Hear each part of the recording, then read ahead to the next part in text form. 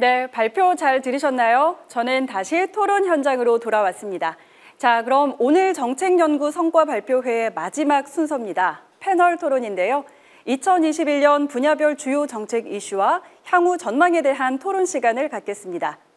패널로 참여해 주신 분들은 한국인터넷진흥원 이원태 원장님, 한국정보보호산업협회 이동범 회장님, 법무법인린 정경호 변호사님, 개인정보보호법학회 최경진 회장님, 한국치매사고대응팀협의회 원유재 회장님, 서울대학교 김상배 교수님이며 좌장에는 한국정보보호학회 류재철 회장님이 수고해 주시겠습니다. 그럼 패널 토론을 시작하겠습니다.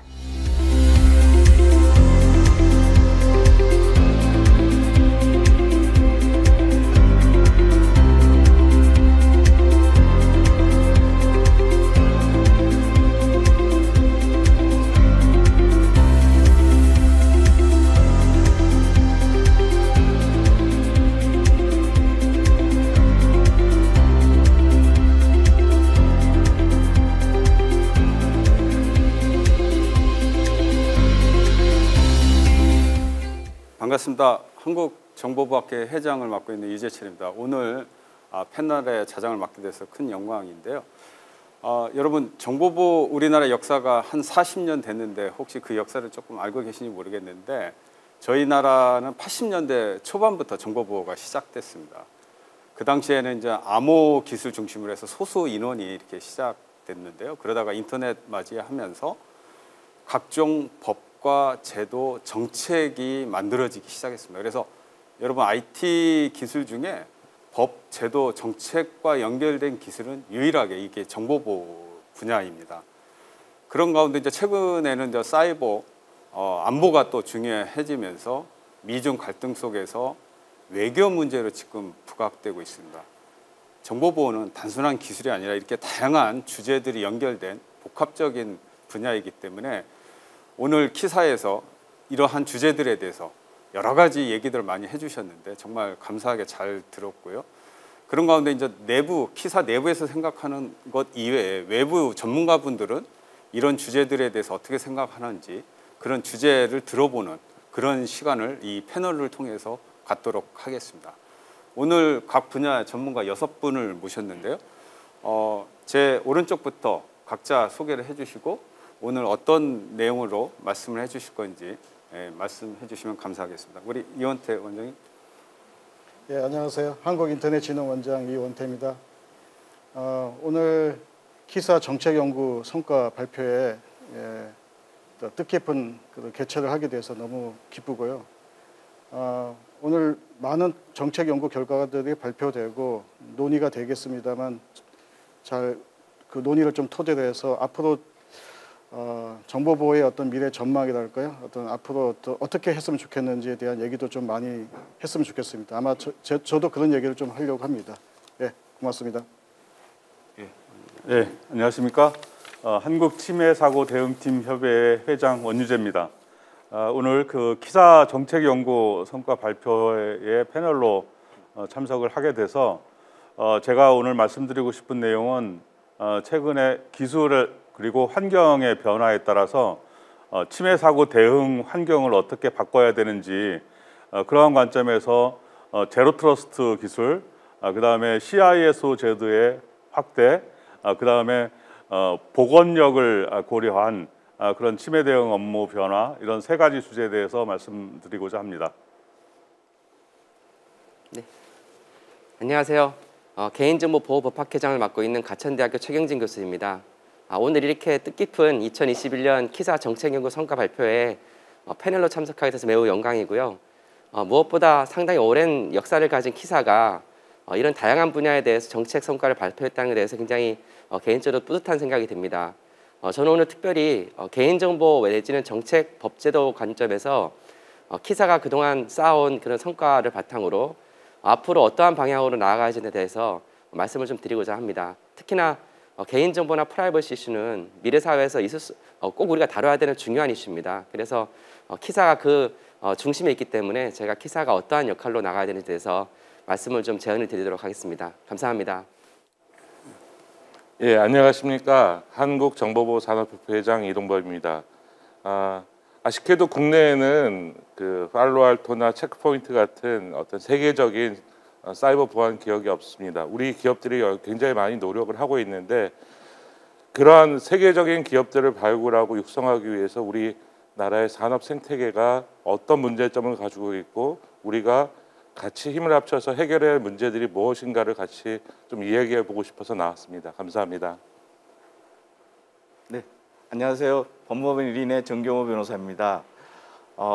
이 키사 정책연구 발표 성과 발표가 처음으로 진행된 걸로 알고 있는데요. 이 자리에 이렇게 패널로 참석해서 굉장히 영광스럽게 생각합니다. 제가 오늘 말씀드릴 것은 발표를 듣고 디지털 플랫폼에 대한 규제, 국내 규제나 그리고 시간이 되면은 인프라에 관해서 최근에 이제 그 넷플릭스와 SKB 간의 그 분쟁에 대해서 간단히 언급하고 넘어가도록 하겠습니다. 이상입니다.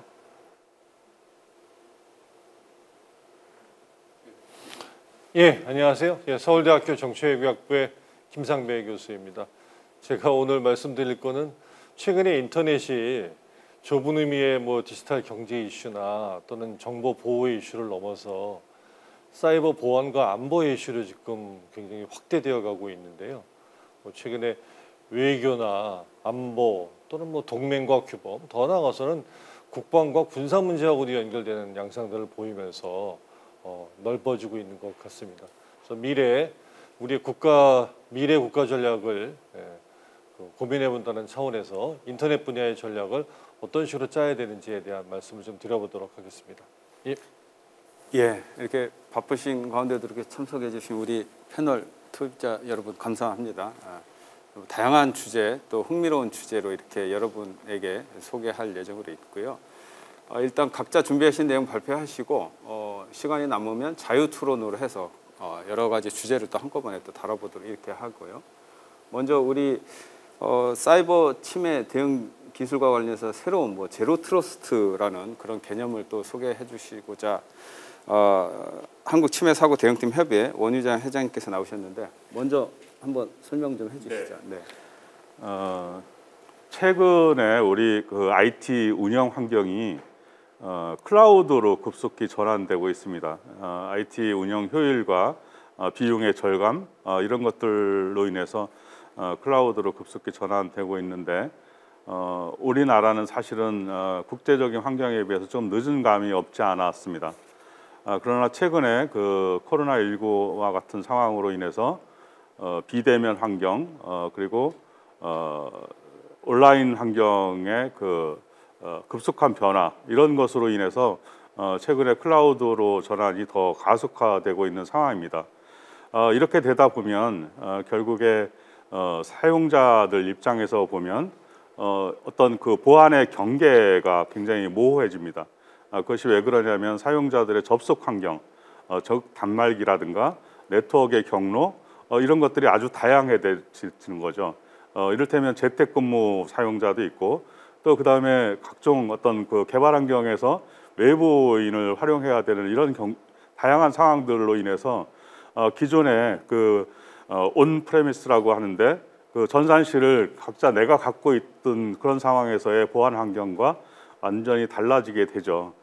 그런 것으로 인해서 사실은 국제적인 환경에서는 제로 트러스트라는 개념이 아주 오래전에 나왔습니다. 그렇지만 최근에 이러한 변화에 따라서 글로벌 회사들이 많은 솔루션을 발표하고 있고 준비하고 있는 환경이거든요. 그 개념은 간단히만 말씀드리면 모든 서비스는 사전에 선인증을 한다라는 겁니다. 선인증된 사용자에 대해서 그 보안 정책에 따라서 허용된 서비스에만 접속할 수 있도록 하는 거죠. 그러니까 인증을 거치지 않은 사용자는 서비스의 경로조차도 확인할 수 없는, 알 수 없는 그런 환경으로 만들어짐에 따라서 인증된 사용자에게만 게이트와 그 게이트를 통과할 수 있는 비표를 제공하는 그러한 환경입니다. 그래서 이 그 보안의 페리미터가 소프트웨어에 의해서 정의되는 그런 아주 다양한 그런 기술들을 제공하고 있습니다. 그래서 이런 기술들이 우리 그 침해 대응 환경으로 빨리 접목이 되지 않을 경우에는 최근에 일어나는 사고 이런 그런 사고들을 예방할 수가 없고 그리고 관제의 그런 어떤 환경도 개선될 수 있는 여지가 없습니다. 그래서 이러한 그 제로 트러스트 기술을 적용했을 때는 그런 관제 환경이 완전히 바뀌기 때문에 보안 산업이 재편될 수밖에 없는 그러한 앞으로 그 변화가 올 것으로 생각을 해서 이러한 것에 대한 준비를 아주 적극적으로 해야 된다고 생각을 합니다.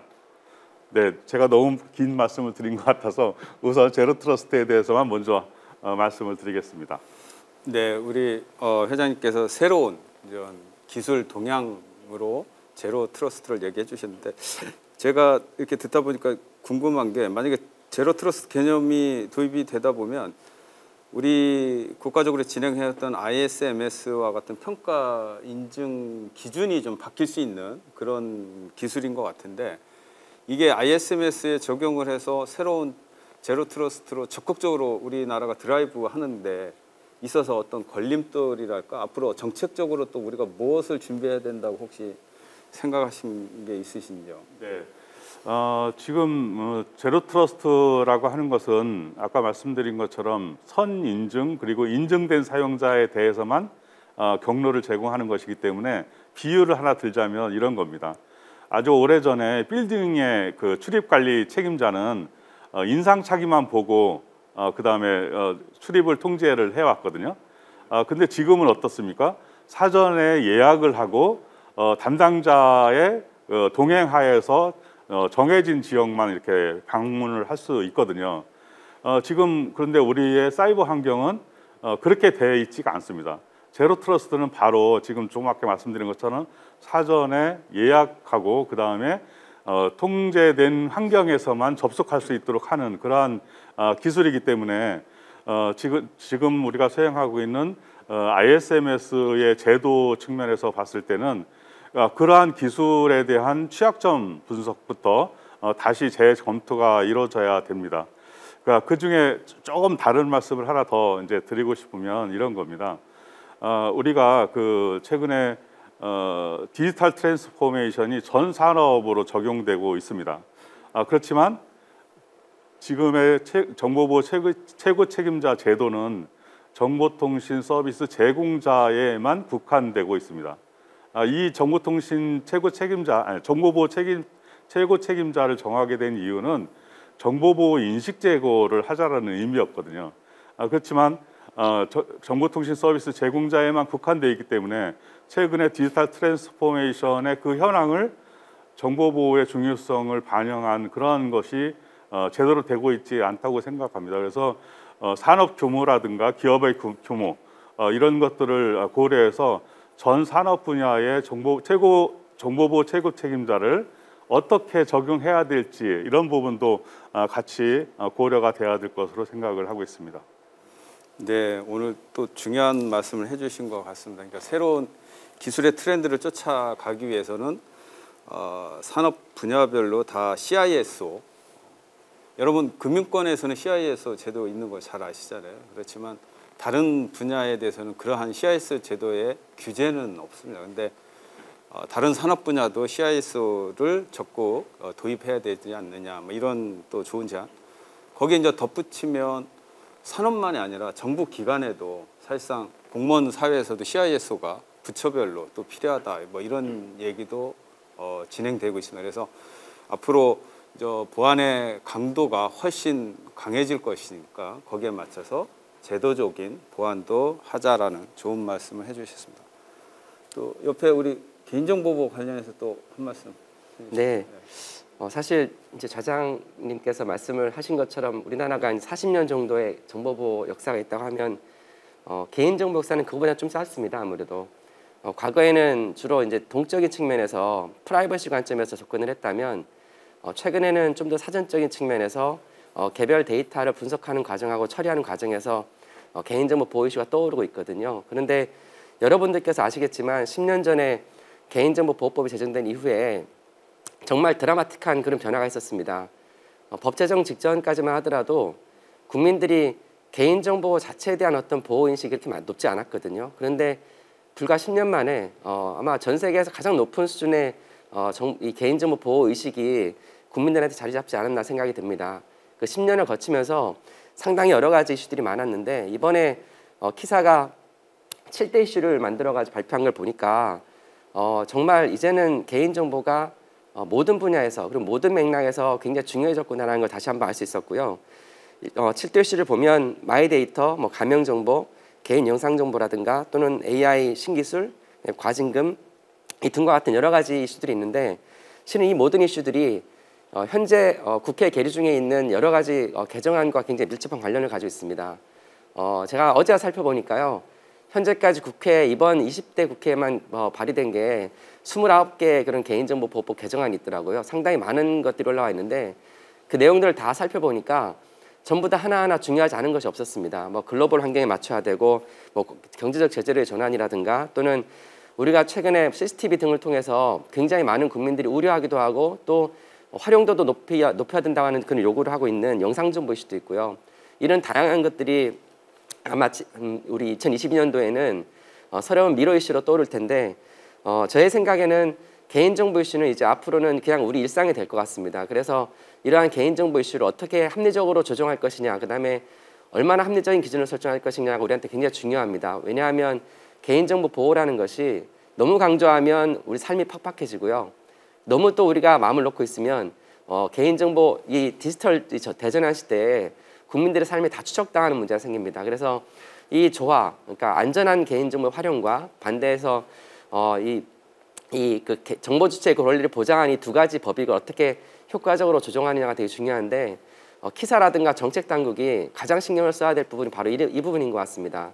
사실은 지금까지는 굉장히 높은 레벨에서 그러니까 그냥 두루뭉실하게 우리가 인권을 지키는지 아니면 그냥 개인정보를 데이터를 활용해야 되는지와 같은 큰 관점만 말씀하셨다면 이제는 굉장히 디테일한 레벨로 내려가야 됩니다. 근데 그 과정에 키사와 같은 전문기관의 역할이 매우 중요합니다. 왜냐하면 이제는 개별 어떤 행위의 맥락이나 개별 데이터의 처리의 맥락에서 실제로 그 맥락과 조금만 달라지는 맥락이 있으면 설사 당사자가 같거나 또는 비슷한 거래 환경이라 하더라도 개인정보에 대한 그런 보호 수준과 이슈는 달라질 수 있습니다. 그렇기 때문에 그러한 굉장히 디테일한 레벨에서의 개인정보 보호 이슈가 논의가 되려면 이러한 키사와 같은 전문기관에서 정책 연구를 굉장히 열심히 해야 되고요. 또 정부도 이제는 큰 그림만 그리는 것이 아니라 어떻게 하면 디테일하게 실제 국민들의 개인정보를 높이기 위해서 노력할 것이냐, 그리고 또 한편으로는 그러한 개인정보 보호를 높이는 것이 데이터 사회 내지는 데이터 기반의 미래 지능정보 사회를 발전시키는데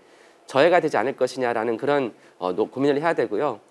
그런 연장상에서 저는 정책과 함께 중요한 것이 기술이라고 생각합니다. 왜냐하면 예를 들면 개인정보 대시보드 같은 것들을 많이 만들면 모든 이제 업체들이 그걸 만들면 사실 굳이 통제해줄 필요도 없이 모든 국민들은 그냥 개별 개인정보 처리자의 그런 홈페이지든지 아니면 어디든 시스템에 들어가서 내 개인정보가 어떻게 활용되고 있고 어떤 개인정보가 쓰고 있는지를 알 수 있습니다. 이렇게 대시보드를 통해서 실제로 법이하기 어려운 것들은 기술적으로 구현할 수가 있거든요. 그래서 제 생각에는 이러한 이제 기술적인 측면에서의 고려도 같이 이루어져야 되는데 그러한 맥락에 저는 기술 로드맵을 발표를 통해서 아마 구현되지 않을까라는 생각을 하고요. 이러한 기술 로드맵 발표라든가 또는 2차 개정안의 추진 그리고 7대 이슈를 팔로우업하면서 새롭게 정책적인 노력과 기술적인 노력을 한다면 개인정보에 대한 좀 더 합리적인 접근, 그다음에 글로벌하게도 통용될 수 있는 그러한 기준들이 우리나라에 마련되지 않을까라는 그런 기대를 하고 있습니다. 네, 개인정보 보호가 이제는 좀 막연한 어떤 그 정책으로는 안 되고 디테일성을 강조한 그런 정책, 그러한 기술, 그런 제도로 발전해야 된다 이런 말씀을 해주셨는데 제가 최근에 이렇게 보다 보니까 구글이나 페이스북 같은 경우는 이 자기 정보 통제권이 굉장히 강화가 됐더라고요. 그래서 내 개인 정보를 누구한테 어떻게 오픈을 할 건지를 일일이 컨트롤할 수 있도록.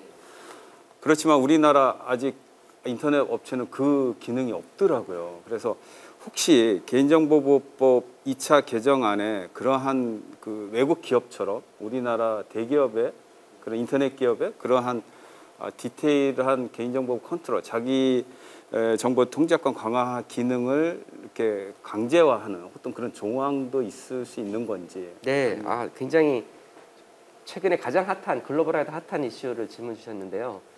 실은 많은 나라들이 글로벌 빅테크 몇 개 업체에 의해서 사실 전 세계는 시민들의 정보들이 집중되고 있습니다. 그런데 그러한 이제 빅테크들이 이 개인정보 보호라는 맥락에서 이 개인정보를 함부로 다른 곳으로 주지 않겠다라고 하는 그런 정책을 가지다 보니까 이게 한편으로는 굉장히 좋은 것 같지만 다른 한편으로는 데이터가 집중된 다음에 분산되지 않고 오히려 데이터에 대한 통제력 내지는 그런 주권을 실제로는 글로벌 빅테크가 가지는 문제가 생겨나게 됩니다. 그래서 이러한 문제를 해결하기 위해서 여러 나라들이 노력하고 있지만 특히나 우리나라 이번 2차 개정법에는 법안을 살펴보면 마이데이터 관련된 개인정보 전송 요구권이 규정되어 있습니다. 이 규정에 의하면 정보 주체가 요구하거나 하는 경우에 데이터를 개인정보를 하나의 개인정보 처리자에서 다른 곳으로 옮겨갈 수 있습니다. 이렇게 데이터의 독점을 막는 그런 조문이 있는데요.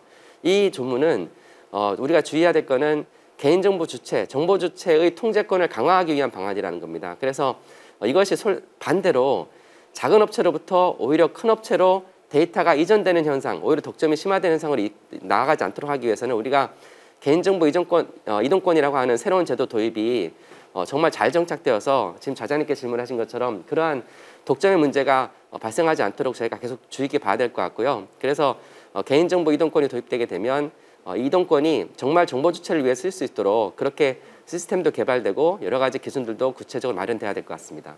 네, 고맙습니다. 자, 이제 여러 가지 기술에 대한 얘기를 해주셨는데 이제 기술을 이제 집대성해서 이제 산업으로 해서 발전시켜야 되는데 우리 협회 회장님께서 한 말씀 해주시죠. 예, 실제로 이제 산업계로 보면 저는 개인적으로 우리나라의 사이버 보안 영역이 글로벌 탑3에 든다라고 생각합니다. 키사를 비롯한 정부기관의 사이버 대응 능력도 굉장히 고도화되어 있고 또 정부 주도의 R&D, 사이버 보안과 관련된 R&D 기술도 상당히 수준이 높습니다. 또 우리 보안 기업 수도 절대 어느 나라에 뒤지지 않도록 많이 있습니다. 그리고 또 우리 젊은 화이트 해커들이 글로벌 해킹 대회에서는 굉장히 우수한 성적을 내고 있습니다. 굉장히 그 산업이 활성화돼야 되는데 아이러니하게 실제로 이 전체 생태계의 한 축을 담당하게 되는 산업은 사실 크게 발전을 하고 못하고 있습니다. 물론 산업계에 있는 저희들이 좀 더 반성하고 더 열심히 해야 되는 부분도 있지만 근본적으로 몇 가지 것들이 좀 조정돼야 된다라고 생각합니다. 우리 사회는 아까 교수님도 말씀해 주셨지만 예전에 비해서 보안에 대한 중요성, 데이터에 대한 중요성, 또 개인정보들에 대한 개인의 관심과 우려가 그 어느 때보다 높습니다. 굉장히 많이 사회의 그 보안에 대한 인식이 굉장히 높아졌음에도 불구하고 보안 투자 활성화가 잘 안 되어 있습니다. 예를 들어서 지금 해외 기업들은 이번에 글로벌 팬데믹 사태, 그다음에 랜섬웨어 대응 이런 거 관련해서 굉장히 많은 VC들이 신규 새로운 기술에 굉장히 많이 투자하고 그런 기업들에게 펀딩을 하고 있습니다. 근데 우리나라는 모태 펀드에조차 사이버 시큐리티 영역이 없습니다. 그러니까 실제로 VC들이 새로운 기술과 그러니까 R&D 기술로 우수한 기술이 개발됐음에도 불구하고 이걸 산업화하는 데 투자가 굉장히 미흡한 상황이고 또 아까 저희 원희재 교수님도 말씀하셨지만 정보기관도 사실 CIS를 가지고 실제 보안에 대한 투자를 계속해야 되는데 실제로 보안에 대한 투자보다는 규제에 의해서 어떤 기술 경쟁력보다는 가격 경쟁으로 이렇게 흘러가는 그래서 좀 더 우수한 기업들이 좀 성장하는 데 좀 한계가 있지 않나 이런 문제들이 있다라고 생각합니다. 또한 이제 보안 영역도 굉장히 많이 예전에 비해서 굉장히 많이 넓어졌습니다. AI, 클라우드, 메타버스, DID, 블록체인, NFT 굉장히 많은 기술이 필요로 하고 그 분야의 R&D도 굉장히 많이 진행되는데 실제로 이것들을 시작하는 스타트업들은 좀 적을 수밖에 없는 이런 환경이에요. 근데 그게 사실 여러 가지 이유가 있지만 가장 큰 문제는 저는 우리나라의 인증 제도 개선, 제도 인증 문제와 조달 문제가 큰 그 천장 역할을 하고 있다. 뭔가 기존의 레가시 시스템들이 기존에 여태까지 여기까지 성장할 수 있을 때는 굉장히 큰 노력을 큰 기여를 했지만 앞으로 새로운 분야, 새로운 기술들이 뻗어나가려고 하는 데 있어서 기존에 우리가 예전에 남들보다 먼저 시작했던 그 그 제도나 기술들이 오히려 우리의 발목을 잡고 있지 않나라는 생각을 합니다. 굉장히 몇몇 제품만 인증 제도가 있는데 새로운 기술에 대해서는 인증 제도도 없기 때문에 또 기존의 고객들도 이런 기술 인증을 받아와라고 하거든요. 새로운 기술에서 인증받을 수 있는 그런 아무런 준비 상태도 없는데 또 불구하고 새로운 기술에 대해서도 우리가 여태까지 관행적으로 CC나 여러 가지 보안성 인증을 요구를 하고 있습니다. 그래서 그거가 준비가 되지 않으면 실제 시장에다가 우수한 기술을 개발하고도 시장에다가 나갈 수 없는 이런 여러 가지 제도적인 문제들 때문에 실제 많은 스타트업들이 시도했다가 VC 투자도 못 받고 또 새로운 기술들이 시장에 적용되지도 못하는 이런 문제들 때문에 그 많은 역량들을 가지고 있음에도 불구하고 산업이 많이 정체돼 있다는 이런 느낌을 받고 있습니다. 예, 우리의 기술, 정보보호 관련된 기술은 3대 강국에 속하지만 정보보호 산업은 그렇지 못하다. 근데 그 원인을 여러 가지 각종 그 평가 인증 제도에 어떤 문제가 있지 않느냐 이런 말씀을 해주셨습니다. 여러분 참고로 저희 정보보호 소프트웨어 산업의 총 생산량은 총 매출액 한 1조 3천억 정도 됩니다. 세계 시장의 한 2%, 3% 정도 이렇게 그 정도 비중을 차지하고 있죠. 근데 저희 나라 최고 매출액을 갖고 있는 기업의 2천억이 채 안 됩니다. 1년에. 해외는 1조, 10조 이렇게 큰 규모의 매출액을 자랑하는 대형 기업들이 있지만 우리나라는 2천억 범주를 못 벗어나고 있는 어떤 딜레마 이렇게 빠져 있다 이렇게 볼 수 있는데 그러면 이런 그 어떤 딜레마를 벗어나기 위해서 어떤 정책, 평가 인증 제도를 어떻게 바꾸면 우리에게도 1조 회사가 생길 수 있을 거라고 생각하시는지요? 그 그러니까 두 가지 트랙이 있죠. 기존에 있던 제도들을 수정하는 그러니까 제거하는 방법이 있고 새로운 기술들을 패스트 트랙으로 신기술 인증을 해주는 제도 두 가지 중에 하나를 선택해야 된다고 생각합니다. 실제로 CC 인증 제도가 굉장히 오래됐기 때문에 저도 이제 요즘에 뭐 법이나 이런 것들을 보게 되면 아주 작은 그러니까 지금 정책기관에서는 인증 제도로 굉장히 많은 변화를 했지만 예전에 만들어 문서에는 세부 항목에 CC나 이런 것들을 요구를 하는 거예요. 그래서 실제로 새로운 기술인데 CC 인증을 받아오라고 하고 CC는 실제로 그걸 평가 대상이 되지 않기 때문에 사실은 딜레마에 빠지게 되는 거죠. 그래서 아예 그 CC와 관련된 또 기존 인증제도와 관련 제도의 틀을 없애는 방법도 하나의 방법일 거고 또 그게 쉽지가 않다라고 하면 차라리 새로운 기술에 대해서 빠르게 인정하고 신기술 분야를 빨리 시장에 적용될 수 있도록 T사나 이런 평가기관에서 새로운 기술을 인증을 해주는 것도 하나의 방안이 될 수 있을 거라고 생각합니다.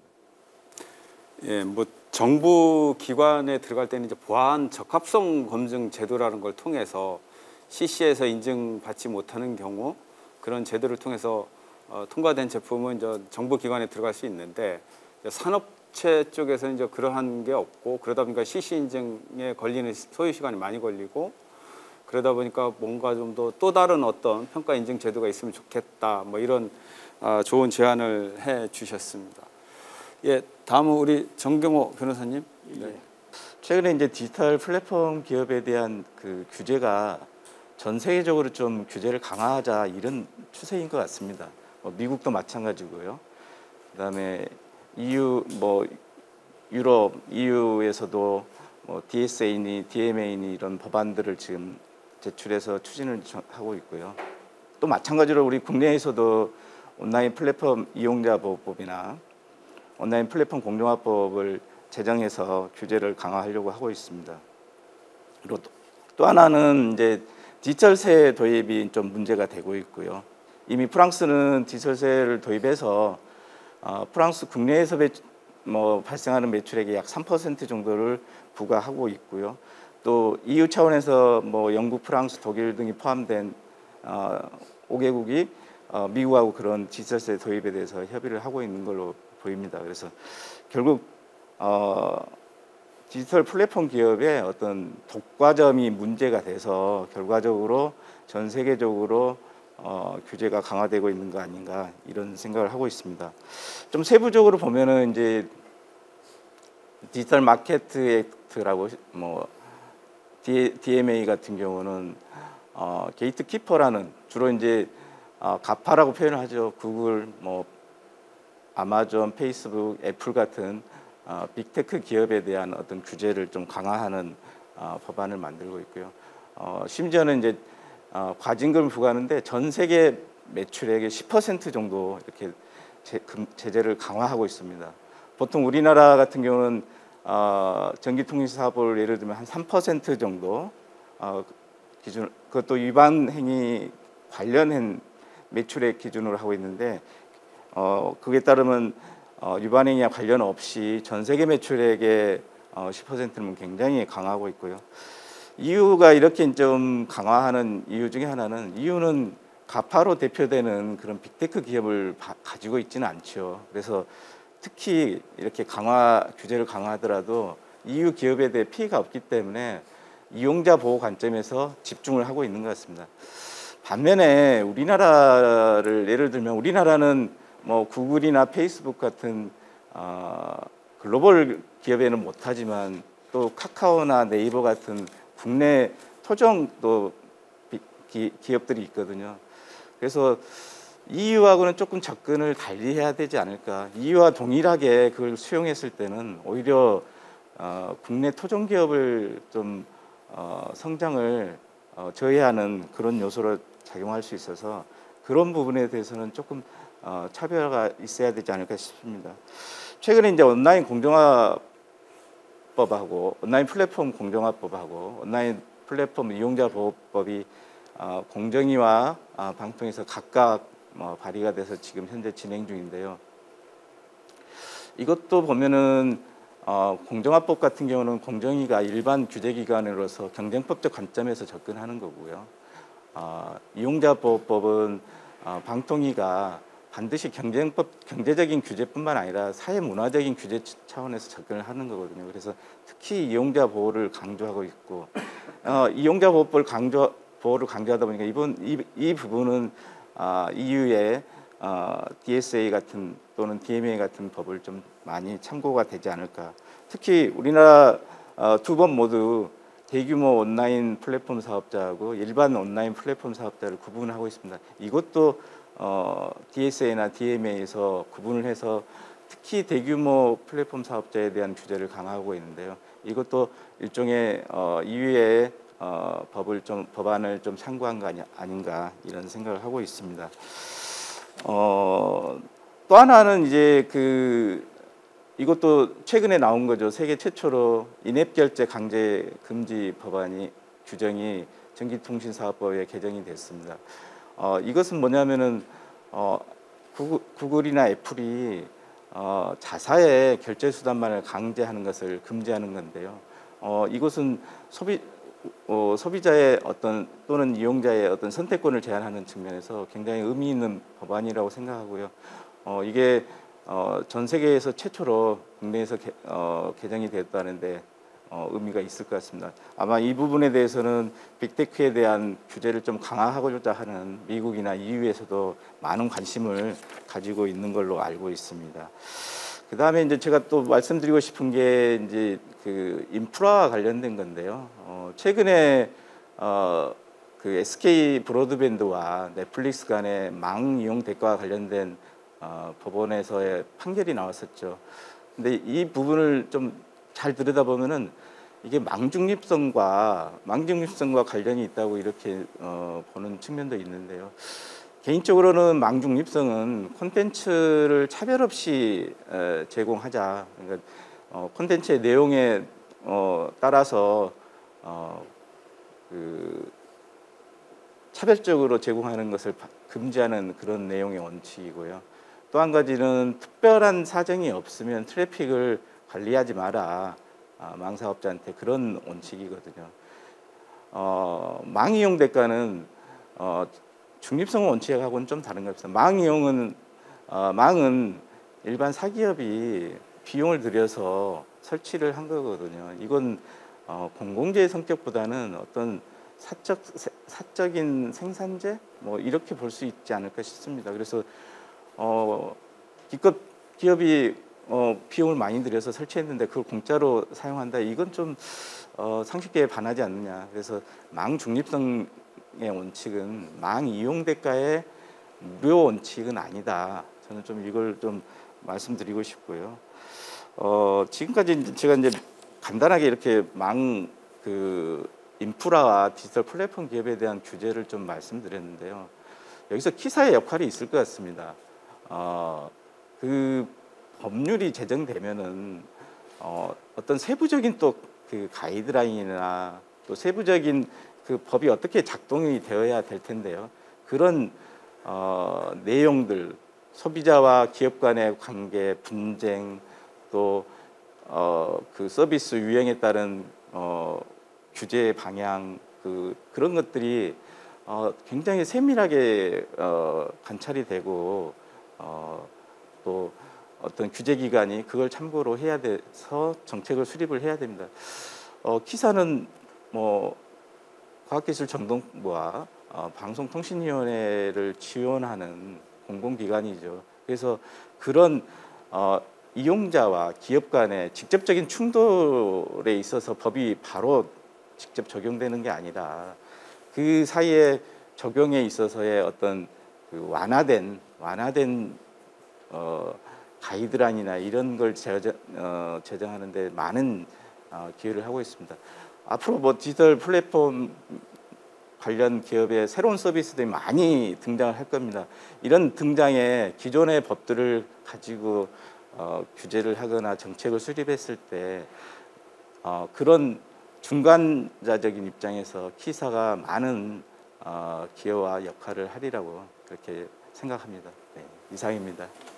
네, 우리 한국인터넷진흥원 키사가 정보보호뿐만이 아니라 이와 같이 디지털 플랫폼 기업의 여러 가지 규제라든지 소비자 보호 관련된 여러 가지 활동도 하고 있고, 그래서 그 역할을 좀 강화해야 된다 이런 말씀을 해주셨는데, 제가 거기서 이제 궁금한 게 우리나라가 최초로 인앱 결제 강제 금지를 했잖아요. 이렇게 우리나라가 대부분 이제 뭐 다른 나라가 하는 것을 쫓아가는 형태가 많았는데 이번 경우에는 과감하게 먼저 그렇게 시행을 했는데, 혹시 거기에 대한 뭐 백그라운드랄까 뭐 뒷배경 같은 거 혹시 알고 계시면 좀 소개 좀 해주실 수 있나요? 동기가 뭐가 있는지. 그 뭐 배경이나 그 내용은 저도 잘 자세히는 모르고요. 그 피상적으로 생각을 해서 그런 기존의 망 이용 대가와 관련된 기업 간의 분쟁이 많이 있었다고 알고 있습니다. 내부적으로는 알려지지 않았을 뿐이지. 근데 이제 일반적으로 그 거대 기업들 간에 뭐 글로벌 기업들은 망 이용 대가가 아니라 우리 서비스를 이용하는 게 그 제공하는 게 어떻게 보면 그 망을 이용해서 제공한다는 자체에 우리 국내 기업들이 굉장히 의존을 많이 했고, 그걸 통해서 또 국내 기업들은 다른 서비스와 결합을 해서 서비스를 하다 보니 글로벌 기업에 많이 좀 열의에 있는 상태였던 것 같습니다. 결과적으로 이제 협상력의 차이가 있었던 것 같고요. 그래서 이제 그 예를 들어서 네이버나 카카오 같은 경우는 망 이용 대가를 제공하고 있습니다. 국내 그 SK 브로드밴드나 KT 같은. 근데 그동안에 그런 그 글로벌 기업들은 망 이용 대가를 거의 제공하지 않고 무료로 사용했었는데, 그게 이제 누적된 게 결과적으로 분출이 된 거고요. 또 어떻게 보면은 그 글로벌 기업들의 트래픽량이 많아진 거죠. 기업 입장에서 그걸 감당할 수 없게 돼버린 거죠. 그래서 아마 참다 못해서 이번에 SK 브로드밴드가 넷플릭스를 상대로 그런 피해를 감수하고 소송을 제기한 게 아닌가 이렇게 생각하고 있습니다. 네. 예, 이게 이제 디지털 플랫폼 기업의 어떤 독과점 이런 문제는 어떤 기술의 진흥과 또 다른 규제 이 접점을 잘 찾아가야 되는 그런 과정인 것 같습니다. 그래서 키사가 한쪽에 치우치지 않고 정말 중립적으로 진흥과 규제 업무를 잘 해주기를 바라는 그런 마음에서 또 우리 정경 변호사님께서 말씀해 주셨고요. 자, 다음으로 우리 김상배 교수님. 예. 전 앞에 네 분 말씀 잘 들었습니다. 근데 네 분 말씀한 거 좀 다른 얘기 해야 될 것 같은 기술과 뭐 산업과 법 차원에서 보는 뭐 정보보호나 인터넷에 대한 말씀들을 해주셨는데 조금 그거보다는 거시적인 얘기, 큰 얘기를 좀 드려야 될 것 같고 좀 그런 큰 얘기를 할 때가 됐다라는 게 사실은 또 제가 드리려는 말씀의 요지예요. 그러니까 경우에 따라서 이렇게 디테일 구체적인 거 확 챙겨야 되는 거에 중요성이 부각되는 것만큼 조금 더 우리가 한 레벨, 두 레벨, 세 레벨 위로 올라가서 경우에 따라서 우주선 타고 저기 대기권을 벗어나가지고 지구를 보는 마인드, 글로벌하게 보는 마인드 뭐 이런 것들이 좀 필요한 부분이 지금 되어가고 있고 이건 그냥 뭐 부가적으로 이런 거 하면 좋다 이게 아니라 이렇게 안 하면 아무리 디테일 열심히 해도 이게 소용없다라는 세상이 돼가는 부분이지 않나 싶습니다. 최근에 이게 전환에 대한 얘기 많이 하잖아요. 트랜스포메이션. 그래서 뭐 Great Transformation 그래가지고 대전환 뭐 이런 얘기. 아마 또 20세기 초반에 있었던 그 대전환을 염두에 두면서 하는 얘기인 것 같은데 뭐 이런저런 얘기하다 어느 분이 이게 전환 3종 세트라 그러시더라고요. 네. 첫 번째는 비대면 전환. 비대면 계속 전환하고 있는 거죠. 우리도 지금 이런 토론에도 그런 거고. 그러다 보니까 그게 소위 말하는 디지털 전환을 야기하는 여러 가지 뭐 제도나 조직이나 우리의 일하는 방식을 이야기하고 있는데 이 전환이 지금 글로벌 트랜스포메이션으로까지 가고 있어요. 네. 그래서 이게 디테일을 챙기는 건 좋은데 거시적인 것도 챙겨야 되는 양면적인 과제가 지금 동시에 벌어지고 있고 이게 최근에 굉장히 지난 몇 년 동안 급속하게 진행되고 있다라고 하는 게 국제정치학계의 어떤 논의라고 할 수 있습니다. 그래서 저희가 그 인터넷진흥원하고 같이 올해 그 미래 국가 인터넷 전략을 어떻게 추구해 갈 것이냐라고 하는 연구를 했는데요. 저희도 정치학 분야에서 정보 세계 정치 학회라고 있습니다. 학회를 맡고 있는데 거기 학회에 계신 선생님들 중심으로 이제 논의를 진행을 했는데 하면서 저희가 얻을 수 있었던 몇 가지 컨센서스가 있었어요. 네. 첫 번째 컨센서스. 네. 저희가 보통 인터넷 전략에 관련된 보고서나 이런 작업들 하면 목차 구성을 어떻게 하세요? 처음에 기술 하시고, 그죠? 뭐 제도, 경제, 법 이러고 제일 마지막 챕터로 국제협력 들어오는 챕터잖아요. 그리고 사실은 뭐 국제협력은 뭐 있어도 되고 없어도 되고 뭐 잘 모르겠고 항상 보면 앞에 챕터에 있지 뒤에 챕터 잘 안 보니까 뭐 이런 식의 구성으로 우리가 지난 10년, 20년 국가 인터넷 전략을 구성해왔다라고 하는 부분이어서 그러니까 그런 시각에서 놓고 봤을 때 우리가 쓰던 그 글로벌 챕터도 보면 협력에 대한 얘기를 주로 썼거든요. 협력에 대한 얘기를 주로 썼었던 부분인데 최근에 벌어지고 있는 양상은 챕터 순서를 바꿔가지고 글로벌이 어떤 면에서는 제1챕터가 돼서 그걸 보고 그리고 난 다음에 여러 가지 우리 국내적인 세팅과 디테일이 어떻게 세팅이 되어 가야 되는지의 문제들을 고민해야 되는 이런 상황들이 됐고 더 중요하게는요. 그 첫 번째 챕터가 단순한 그냥 해도 좋고 안 해도 좋은 협력의 얘기만이 아니라는 거예요. 싸우는 얘기가 지금 최근에 부상하고 있다. 그러니까 최근에 미국하고 중국이 벌이는 글로벌한 패권 경쟁의 모습들 또는 그런 과정 속에서 기술 패권 또는 디지털 패권, 인터넷 패권이라고 하는 게 되게 중요한 역할을 좀 하게 되면서 지금 진행되고 있는 이런 양상들이어서 저희가 뭐 지정학의 부활이니 뭐 지정학이 다시 돌아와가지고 지금 오히려 예전에 우리가 알고 있었던 지구화는 후퇴한 게 아니니 뭐 이런 얘기들 많이 하잖아요.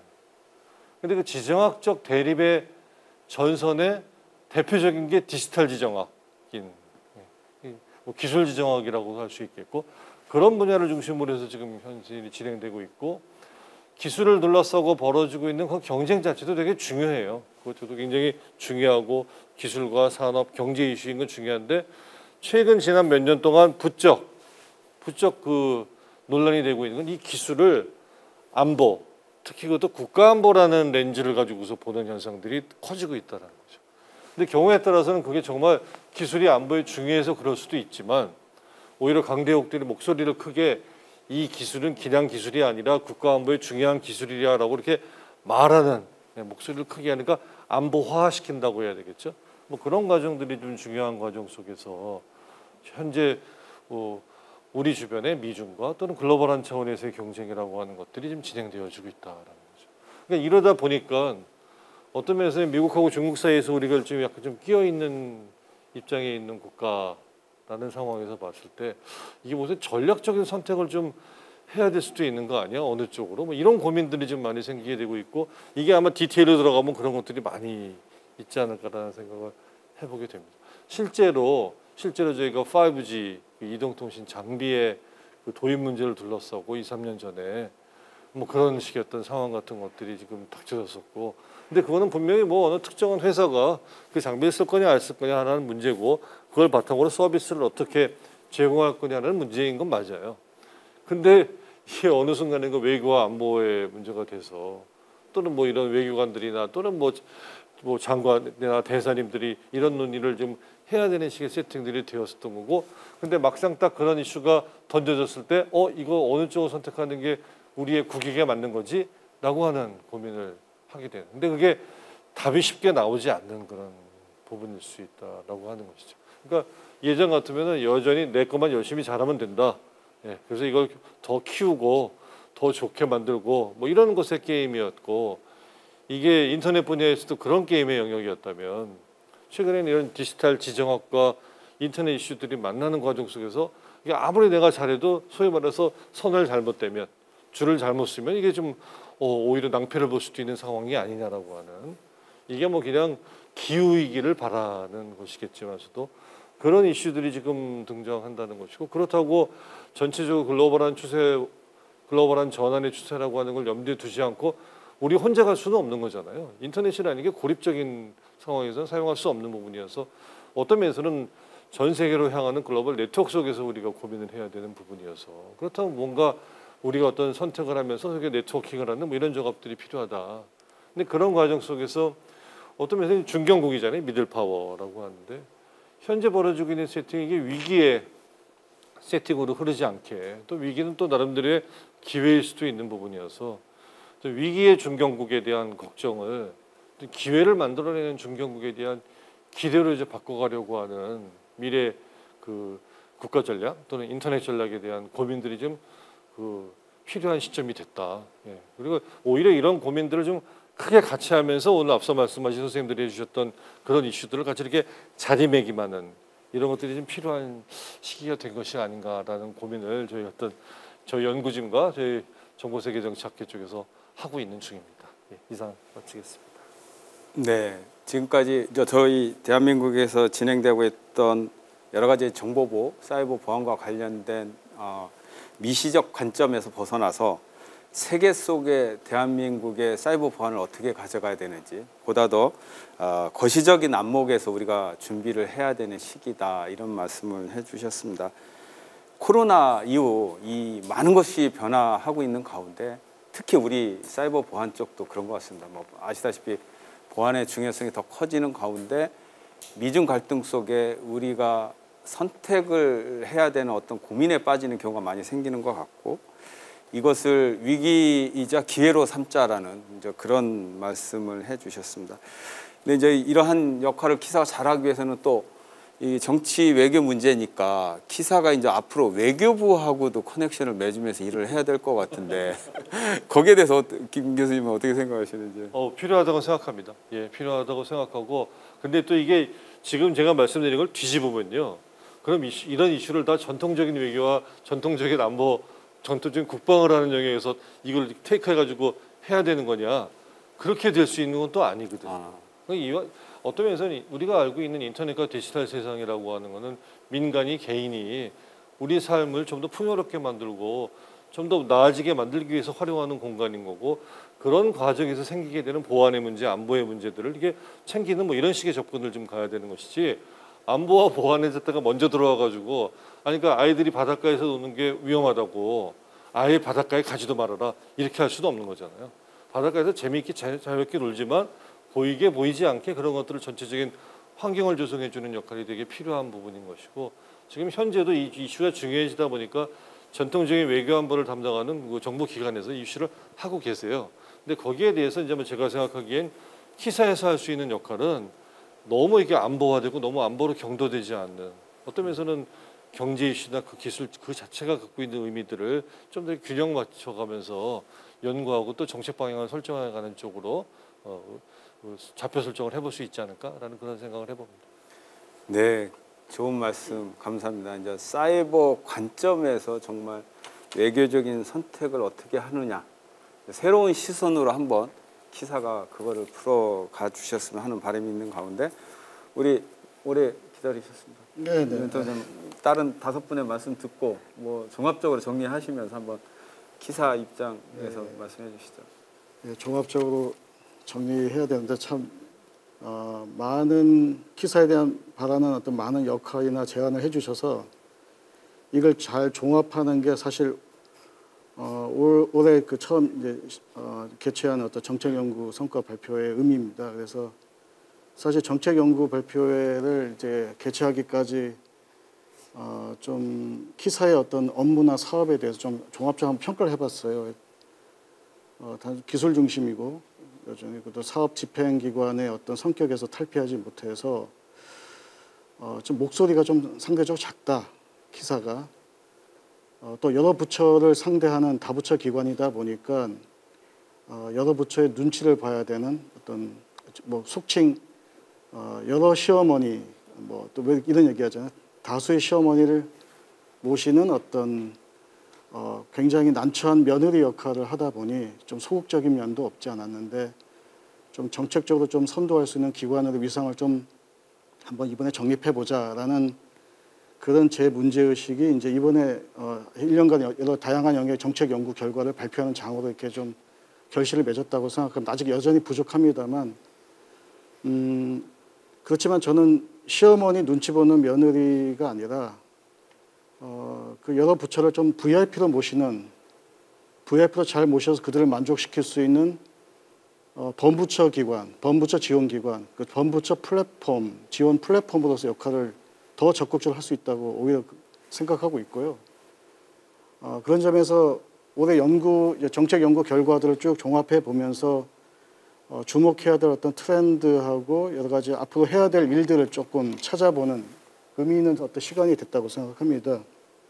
뭐 여러 가지가 있겠습니다만 제가 이제 예전에 있던 기관에서 뭐 김삼계 교수님도 있고 여러 선생님들 같이 연구를 했습니다만 좀 거시적인 정책 연구를 좀 하다 보니까 좀 큰 그림을 그리는 어떤 메가 트렌드나 이런 입장에서 이런 연구를 많이 오랫동안 했어요. 또 국가 미래 전략 수립하는 데 많이 참여했기 때문에 키사에 온 이상 정보보호 분야, 뭐 개인정보를 포함한 또 디지털 플랫폼 규제 이슈를 망라한 뭐 사이버 보안의 기술, 그다음에 경제, 산업, 법, 제도, 정책들을 좀 망라한 그런 어떤 거시적인 국가 미래 전략, 그다음에 뭐 그런 걸 좀 정보보호 분야의 어떤 메가 트렌드를 좀 해야 되지 않느냐라는 그런 필요성을 많이 느꼈어요. 그래서 제가 그 키사 기관장으로서가 아니라 이제 이전에 어떤 ICT 정책 연구를 했던 연구자 입장에서 보면은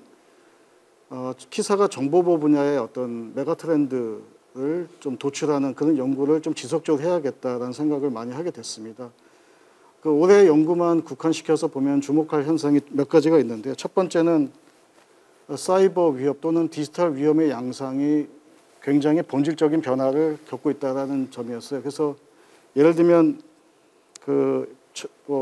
여기 이제 전문가들이 다 아시겠지만 인프라나 시스템에 대한 공격도 굉장히 많이 증가하고 있습니다만 어떤 단말기 기기를 통해서 개인을 직접 공격하는 이른바 그런 금전적 탈취를 목적으로 하는 그런 어떤 공격들이 굉장히 늘고 있어서 여기에 대한 대비를 해야 되는데 이걸 이제 뭐 사람 중심, 뭐 기기, 단말기 중심의 어떤 보안 설계, 보안 적용 기준이 새롭게 정립돼야 된다 얘기가 좀 있어요. 뭐 가상자산에 대한 공격, 탈취 공격도 있었고 이런 양상이 이제 개인화된 어떤 미디어 환경에서 나타난 어떤 새로운 위협이 아닌가 생각이 들어서요. 그런 걸 좀 메가 트렌드로 좀 묶어서 좀 정리를 하고 있고요. 사실 이런 것들이 어떤 의미를 제시하냐면 시큐리티와 프라이버시를 동시에 고민해야 되는 또 융합 보안적 관점에서 두 가지 거대한 어떤 그 규제 이슈를 좀 망라해서 고려해야 되는 굉장히 어려운 과제라고 생각합니다. 그게 그걸 유일하게 할 수 있는 정책 그 연구 어떤 그 방향 제시를 할 수 있는 기관이 저는 키사가 할 수 있겠다는 생각이 좀 들고 있고요. 두 번째는 지금 사이버 보안, 디지털 보안의 이슈의 대부분이 지금 수도권 중심으로 이루어지고 있는데 지역에서의 중소기업, 영세 중소기업의 피해가 생각보다 통계적으로 보면 굉장히 늘고 있습니다. 그래서 중소기업 보안에 대한 어떤 문제의식을 좀 새롭게 전환해야 되는데 사실 여기 굉장히 정책이나 제도가 미흡합니다. 여기에 대해서 좀 적극적인 어떤 보안 투자를 늘리고 이것은 아까 이동보 회장님께서 말씀하신 것처럼 보안 산업 생태계를 활성화시키는 어떤 국가 전략 없이는 불가능하다고 생각합니다. 제가 얼마 전에 키사가 정보보호 클러스터라는 그 운영하는 제도를 통해서 키사 1호 스타트업 기업에 방문을 잠깐 했습니다. 그 기업의 성장이 어떻게 성장을 했는가를 봤는데 처음에 1억도 채 안 되는 그런 지원을 받아서 조그만 어떤 연구실이죠. 랩을 하나 부했을 뿐인데 그 기업이 지금은 우여곡절이 있었습니다만 영국 런던에 해외 지사를 둘 정도로 자회사를 둘 정도로 잠재적 기업 가치 약 1,300억에 추정되는 그런 기업 가치를 가지는 기업으로 성장한 것을 보고 굉장히 감동했습니다. 근데 그런 사례가 좀 너무 예외적이고 많지 않다는 것이죠. 그래서 아까 제가 이제 메가 트렌드 얘기하다 말씀드린 것처럼 뭐 중소기업 얘기를 할 수밖에 없는 이유도 정보보호 분야에서 어떤 그 정보보호 산업 어떤 국가 발전 전략 이런 것을 수립해야 되는데 그 누구보다도 키사가 적극적으로 선도적으로 해야 되지 않느냐 그런 생각을 좀 하고 있습니다. 그래서 앞에서 이제 뭐 여러 가지 이슈가 있습니다만 올해 연구 결과를 종합하면서 느낀 것은 아마 두 가지 방향에서 좀 앞으로 해야 될 것이 아닌가 생각하고요. 사실 여기 보안이나 정보보호, 개인정보의 접점을 이루는 사회 경제적 이슈가 굉장히 많습니다. 저희들이 이제 이슈 매핑을 해보면 그런 것들을 좀 하나하나 차근차근하게 정책 연구를 통해서 먼저 분석하고 연구를 해서 그것을 이제 정책에 반영할 수 있도록 하는 그런 역할이 키사가 해야 될 일이 아닌가 그런 생각을 많이 하고 있습니다. 많이 도와주셨으면 감사하겠습니다. 예. 네, 이 다부처를 상대로 눈치 보면서 일을 하시는 어려움도 토론을 하셨고 또 그것이 어떻게 보면 범부처를 지원할 수 있는 유일한 또 기관으로서 발돋움할 수 있는 또 장점이 될 수 있다 말씀해 주셨고 또 역점 두고 하고자 하시는 게 이제 세 가지를 말씀하셨어요. 그 단말기 공격이 증가를 하니까 거기에 따라 여러 가지 이제 가상 자산을 보호해야 되고 이러한 그 역할을 또 충실히 하시겠다. 지역의 정보보호, 그다음에 정보보호 산업 육성을 위해서 맡은 바 소임을 다하시겠다 이런 말씀을 해주셨습니다. 자 이렇게 해서 6분 각자 준비하신 말씀을 해주신 가운데 이 각자 이렇게 들으신 바에 따라서 뭐 여러 가지 키사에 대해 조언을 하신다든지 아니면 다른 분에게 질문을 하신다든지 뭐 그렇게 하시면 좋을 것 같습니다. 자 누가 먼저 혹시 예, 최 회장님. 그 오늘 말씀을 듣고 보니까 사실은 말씀하신 모든 분들의 공통된 어떻게 보면 이슈가 또 개인정보이거든요. 그래서 사실 개인정보로 다 묶일 수 있는데 한편으로는 개인정보만은 안 되고 결국은 개인정보를 논의할 때는 또 다른 관점, 말씀하셨던 모든 관점이 고려돼야 되거든요. 예를 들면 아까 김상배 교수님께서 사실 국제협력이 보고서 맨 끝에 나온다 말씀하셨는데 사실은 지금까지 보면 대체로 그랬던 것 같아요. 그런데 개인정보는 요새 보면 글로벌하게 개인정보 유통이 너무나 자연스럽거든요. 이제 막을 수 없는 상황이 됐는데 이런 상황에서 우리나라가 옛날처럼 뭐 쇄국 정책을 할 수도 없는 것이고 또 반면에 우리나라의 플랫폼들이 해외 진출하면서 또 해외의 그런 다른 나라 국민들의 개인정보를 가져오기도 하거든요. 그래서 이런 것들을 고려해 보면 글로벌 관점도 항상 저희가 이제 고민해야 되는데 저는 이제 좀 제언 내지는 원장님께 좀 건의사항이 있는데요.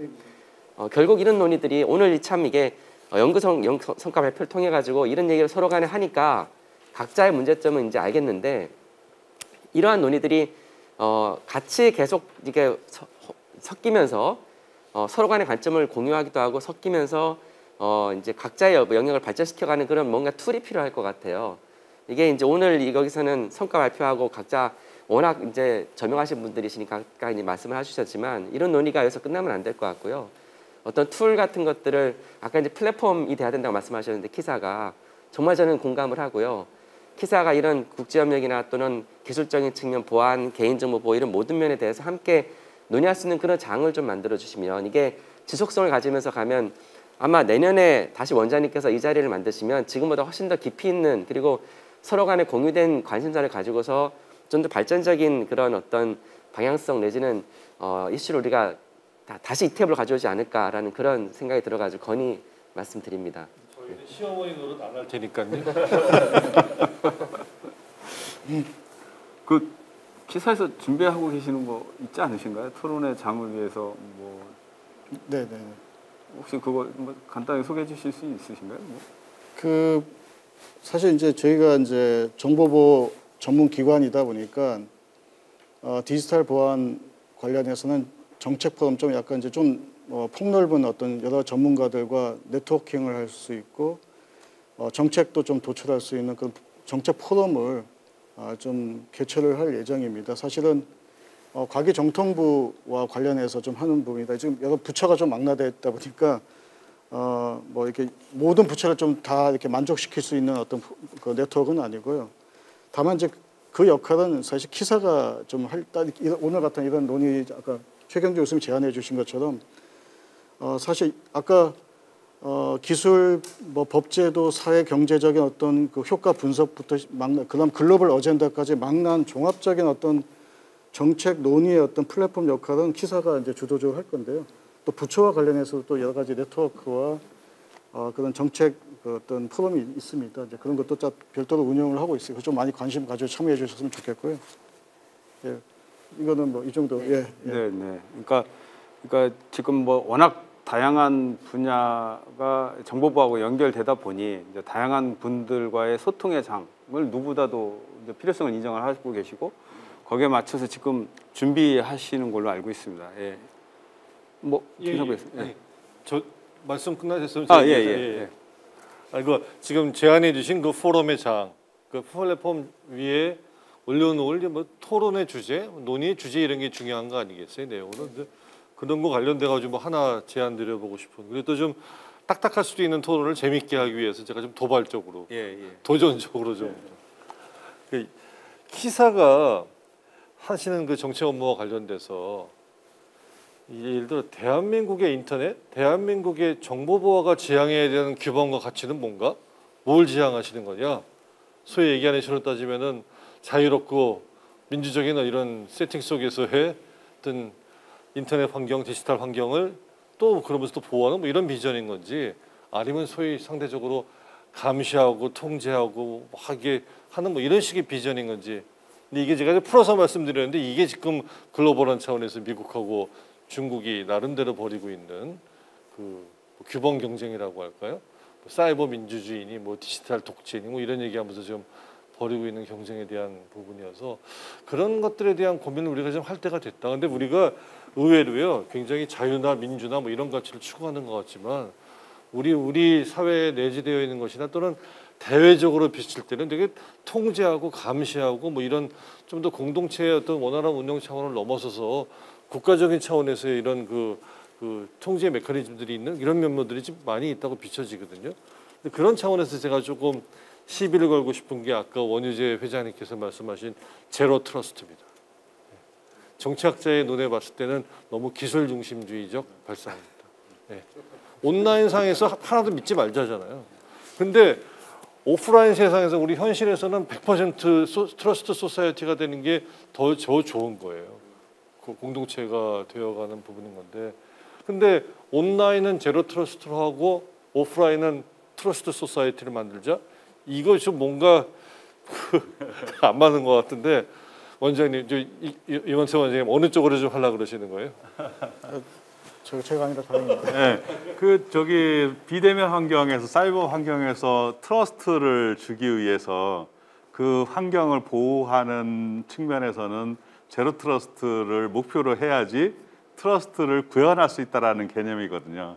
그러니까 모든 것을 다 믿지 말자라고 하는 게 실제 비대면 환경에서 비대면 환경에서 사이버 상에서 이루어지는 어떤 서비스에 대한 트러스트를 제공하기 위해서 그런 목표를 가지고 있는 거라 추구하는 바는 저는 같은 거라고 봅니다. 여기서 네. 이제 인문사회 하시는 네. 분하고 네, 기술하신 분이 동일한 주제에 대해서 서로 다른 시각을 갖고 있는데 제가 여기서 한 가지 꼭 그거는 좀 설명 좀 드리고 가고 싶은데 요즘 최근에 공격 기법 중에 크리덴셜 스토핑 공격이라는 기법이 있습니다. 이게 뭐냐면 다크웹에 가보시면 그러니까 우리 인터넷 사용자 아이디 패스워드 80억 개 이상이 거래되고 있다고 합니다. 근데 그 80억 개 중에 100만 개를 구매를 해서 그럼 100만 개 아이디 패스워드를 갖잖아요. 그걸 가지고 금융기관을 통해서 그냥 무차별 아이디 패스워드 대입 공격을 하면 1에서 2% 성공한다고 합니다. 그러면 10,000에서 2만 건 접속에 성공을 하는 거죠. 불법 접근이 되는 거죠. 그러면 아이디 패스워드가 맞아서 통과가 되면 금융권에서 얼마든지 자유롭게 계좌이체 등 여러 가지 불법적인 행위를 할 수 있는 거죠. 그러다 보니까 보안 담당자는 아이디 패스워드가 맞았다 하더라도 이걸 믿을 수가 없다라는 거죠. 왜냐하면 또 다른 사람이 아이디 패스워드를 훔쳐서 갖고 올 수 있는 거니까. 그래서 이게 정당한 행위인지를 좀 더 자세히 바라보겠다라는 측면이거든요. 그래서 보안하는 입장에서는 선의의 그런 피해자가 생기지 않도록 철저하게 보안 관리를 하겠다는 뜻이지 일반적인 어떤 일반인들의 행위에 대해서 모니터링을 하고 뭐 감시하겠다 이런 측면은 절대로 아니다. 그러니까 제로 트러스트라는 게 우리 김 교수님이 생각하시는 어떤 감시의 문제가 아니고 보안의 강화의 문제다라고 이렇게 좀 이해를 해주시면 좋을 것 같고요. 네. 내일의 보안과 모레의 번영을 위해서 오늘의 권리를 유보하자라고 하는 게 사실 어떤 면에서는 우리 역사 속에서 정치사회적인 차원에서 이루어졌던 하나의 어떤 정당화 합리화의 논리일 수 있는 부분이어서 제가 말씀드리고 싶은 거는 그런 기술적인 작업을 해나가시는 과정에도 분명히 필요한 거는 뭐 저도 동감을 하는 부분이지만 그런 거에 의해서 오늘 우리가 누려야 될 권리와 우리의 삶이라고 하는 게 과도하게 희생되지 않는 게 되게 중요하다. 그러니까 그런 어떤 사회과학적, 인문학적인 어떤 마인드라고 하는 걸 좀 기술 안에 좀 담아주셨으면 좋겠다라는 말씀이었습니다. 네, 좋은 말씀입니다. 이게 저기 전공 분야가 달라서 같은 용어에 대한 해석도 이제 다른 관점에서 보기 때문에 생긴 문제라고 보고요. 제가 저기 교수님 말씀하시는 의도를 충분히 이해하고 그런 사회를 만들기 위한 그 기술적인 접근에서의 쓴 용어라고 생각을 해주시면 좋을 것 같습니다. 그 말씀 나온 길에 저도 좀 이렇게 좀 당부 드리고 싶은 것이 있는데 저희 그 한국 침해 사고 대응팀 협의회라고 하는 것은 침해 사고 대응팀이 있는 기업들의 회원사거든요. 그래서 그 기업들보다는 사실 침해 사고 대응 업무를 하고 있는 그 정보보호 담당자들이 더 중요한 활동들을 하고 있는데 사실 우리의 정보보호 현장을 보면 사고가 났다라고 하는 것을 정보보호 담당자가 먼저 알질 않아요. 해커가 먼저 알려주거나 니네 해킹 당했어. 아니면 그 다음에는 경찰에서 연락이 오거나 그 다음에 또 아니면 이제 우리 기사 같은 기관에서 연락이 오거나 그래서 해킹 당했다라는 걸 알지 내가 내 스스로 해킹 당했다라는 걸 먼저 알기 굉장히 어려운 상황입니다. 그 얘기는 결국에는 정보보호 담당자들이 업무에 대한 가시성이 없다고 하는 거거든요. 이것은 어떻게 보면은 우리가 사고는 나면 안 돼 이런 어떤 강박관념에서 생긴 문제가 일부 있다고 보여져서 이것을 최근에 좀 다른 용어로 보면 복원력을 확보하는 거. 그러니까 사고는 어떻게 하더라도 그러니까 날 수 있다고 보고 사고가 났을 때 어떻게 복원력을 확보하고 있는가라고 하는 측면을 조금 더 우리 보안의 강도를 보안의 관점을 조금 더 이렇게 확대 해석하면 우리가 예측 가능한 사고가 났을 때 이렇게 해서 복원력을 확보한다, 복원한다. 예를 들면 어떤 사고에 대해서는 2시간 이내에 어떤 사고에 대해서는 3시간 이내에 복원을 한다라고 하는 목표를 가지고 우리 저 시스템 설계를 전반적으로 다시 한다고 하면 이 담당하는 사람들이 그나마 조금 더 여유가 있을 것 같다라는 생각을 조금 많이 합니다. 그래서 앞으로 아까 그 포럼이라든가 이런 데 논의할 때 이러한 우리 관점을 좀 더 다르게 하는 그런 논의도 좀 됐으면 좋겠다라는 그런 제안 하나 하고, 그다음에 두 번째로는 사실 제가 인터넷진흥원에 근무했던 경험을 가지고 최근에 이렇게 보면 중요한 것이 우리 전문성을 잃지 않는 거라고 생각을 합니다. 우리 그 정보부에 대해서는 거의 사관학교 같은 그런 역할을 지금 하고 있어서 굉장히 유능한 사람들이 많이 이렇게 좋은 기관으로 많이 갑니다. 제가 근무할 때부터 계속 강조했던 것은 그건 아주 좋은 일인데 그만큼 유능한 사람을 다시 우리 회사로 영입할 수 있는 그러한 체계는 이게 마련되지 않았습니다. 그게 또 공공기관의 특성상 우리 기관만, 기사만 할 수 있는 그런 일이 아니다라는 그런 압박감도 있긴 한데, 그 업무의 특수성으로 인해서 그런 부분, 유능한 사람을 영입할 수 있는 그런 체계를 조금 만드는 거 하고, 그리고 내부 인력의 전문성을 유지할 수 있는 그러한 어떤 노력이 앞으로 더 중요해지지 않을까라는 생각이 듭니다. 오늘 그 국제적인 정세까지 다 이제 업무의 일부로 반영해서 하려고 하면 더 커버해야 되는 영역도 넓어지고, 또 우리 뭐 심층 방어를 해야 된다고 하니까 깊이도 더 해야 되고 하는데, 그만큼 그 전문성을 확보할 수 있는 노력을 좀 많이 해주시면 감사하겠습니다. 제가 중요한 지금 말씀을 해주셨습니다. 이제 앞으로 키사가 해야 할 때 중요한 일들이 많아지는 가운데 키사의 역량 제고를 어떻게 할 거냐, 이런 말씀이신 것 같은데, 혹시 여기에 뭐 코멘트 하실 거 있으신가요? 이게 이제 기관 기관 업무에 대해서 이제 뭐 말씀을 꼭 드리자면, 원유재 회장님께서 그 말씀하신 사항은 굉장히 유념하고 있습니다. 그래서 사실 잘 알다시피 지역 이전 이후에 키사의 어떤 미래에 대해서 굉장히 좀 많은 우려와 걱정을 많이 하고 있습니다. 잘 아시다시피 좀 굉장히 중요한 인력들이 좀 밖으로 많이 나간 측면도 있고요. 지방 이전하다 보니까 또 세대 간의 어떤 그런 역량 격차가 발생을 했어요. 그러니까 중간 허리가 좀 부족하다 보니까 젊은 직원을 전문성을 통해서 끌어줄 수 있는 어떤 그 중간 허리나 선배의 어떤 그 부족도 있고요. 선배들이 또 일을 또 많이 하다 보니까 후배를 못 챙기는 문제도 있어서, 그런 문제를 발견해서 키사 내부의 어떤 역량 제고를 위한 프로그램을 뭐 부서 단위, 어떤 조직 단위에서의 어떤 그 관리 체계도 있지만 개인 하나하나의 성장 로드맵을 만들어서 직접 관리해서 그들이 이제 밖에서 공부를 할 수 있고 학위를 받을 수 있게 하거나, 아니면 가급적이면 고급 역량을 키우기 위해서 파견을 한다 등등 다양한 방법을 강구하고 있고요. 가장 좀 어려운 점이 이제 외부에 뛰어난 유능한 인재를 나주의 본원이 있는 키사로 이렇게 영입하는 그 체계가 가장 저희뿐만 아니라 여러 공공기관이 안고 있는 문제인데요. 그게 가장 어렵습니다. 그래서 지금 사실 여러 가지 인센티브나 그다음에 키사의 어떤 위상을 좀 더 높여가지고 키사를 좀 잘 알려서 키사가 굉장히 좋은 어떤 그 공공기관의 위상을 갖는 것을 보여주는 수밖에 없겠다는 생각을 하고 있거든요. 그 점에 대해서는 좀 더 고민을 해야 될 것 같습니다. 예. 여기 계신 분들이 앞으로 키사가 성장할 수 있도록 많은 또 지원도 부탁드리겠습니다. 우리 회장님.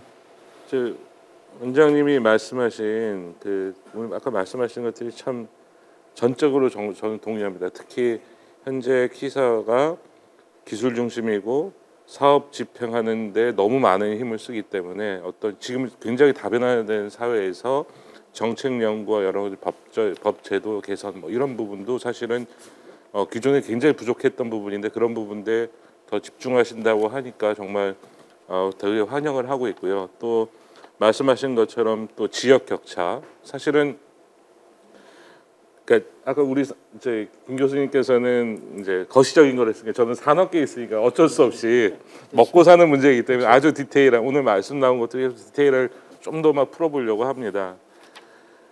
사실 산업이 굉장히 어렵고 뭐 여러 가지 문제들이 있는데, 아까 그 1호 기업 하셨죠. 2호, 3호에서 굉장히 기존에는 그나마 클러스터에서 가능성 있는 기업들이 나오는데 어제도 사실 클러스터 입주 기업을 뽑았는데 사실은 새로운 데들이 없어요.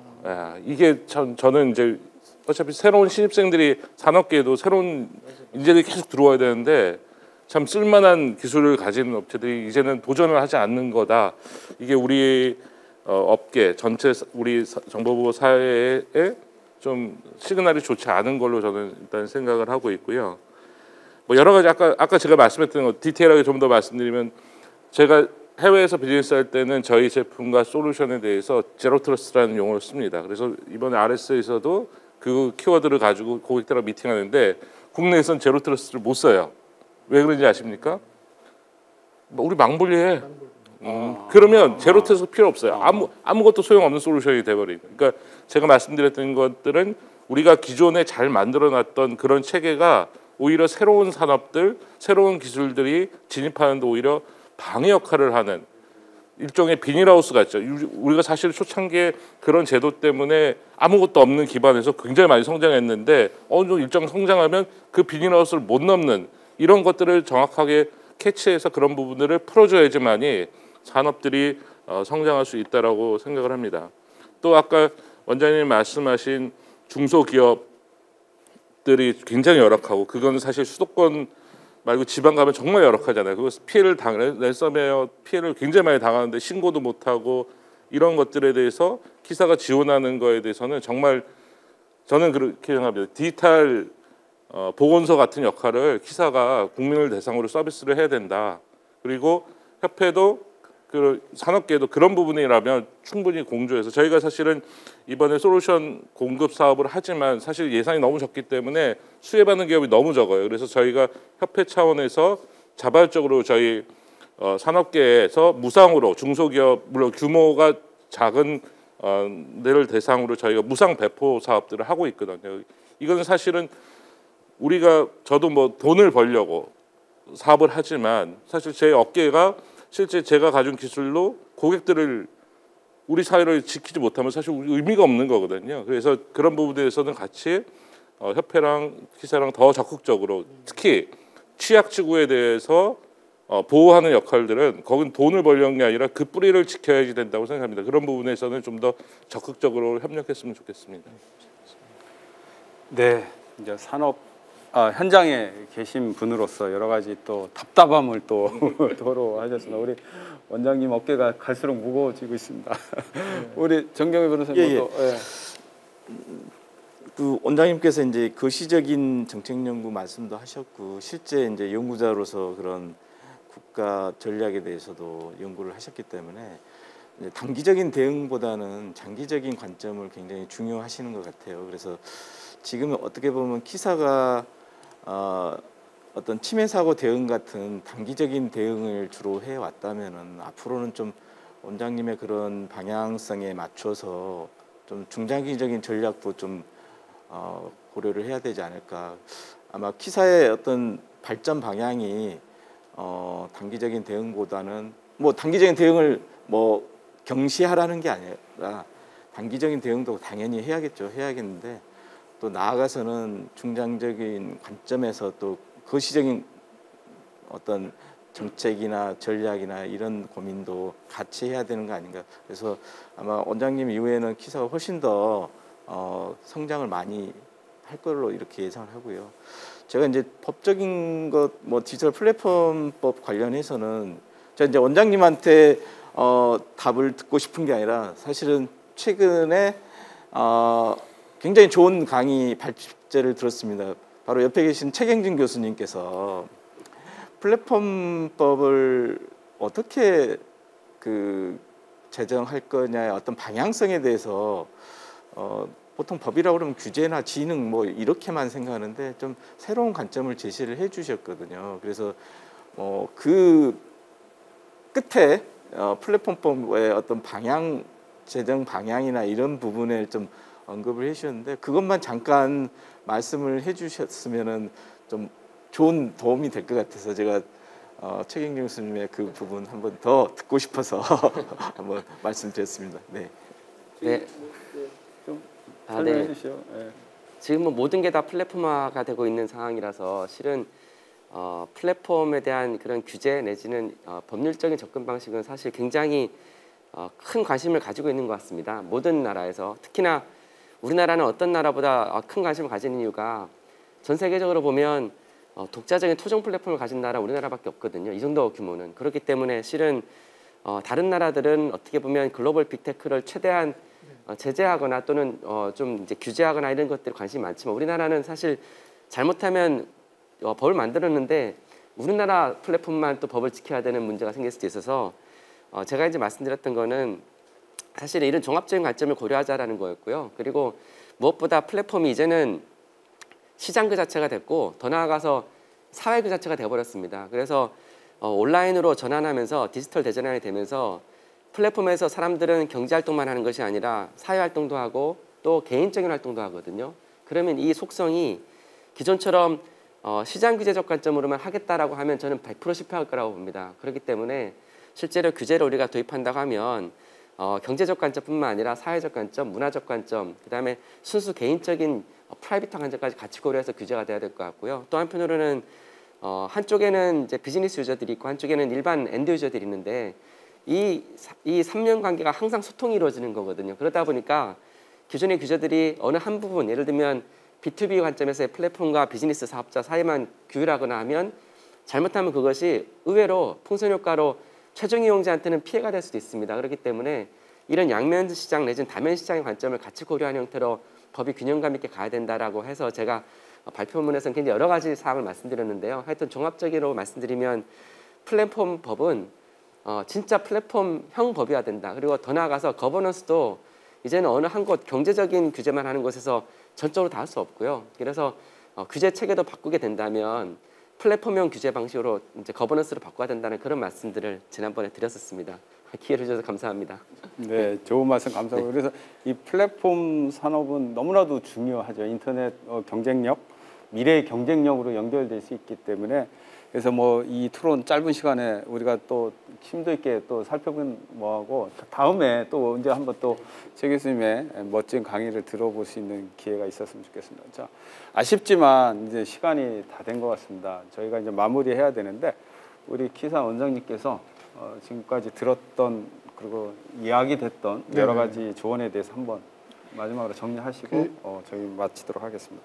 예, 오늘 종합 토론에서 키사의 어떤 뭐 중장기적인 거시적 역할에 대한 제언도 해주셨고 좀 미시적으로 디테일하게 어떤 앞으로 다뤄야 될 어떤 의지에 대해서도 언급을 해주셔서 너무 감사드리고 이런 걸 잘 종합해서 다음 연구에 좀 잘 반영할 수 있도록 하겠는데 특히 아마 키사가 해야 될 부분이 이게 아닌가 생각합니다. 아까 이동법 회장님께서 또 이제 잠깐의 짧은 제로 트러스트를 둘러싼 양전공 분야 사이에 약간 오해와 이제 이런 게 있었습니다만 신기술의 어떤 변화, 새로운 도입이나 변화에 따른 기존의 어떤 법제도 정책의 어떤 그 지체, 그러니까 기술과 정책 제도 사이의 괴리를 좀 최소화할 수 있는 그런 어떤 합리적인 어떤 대안 연구를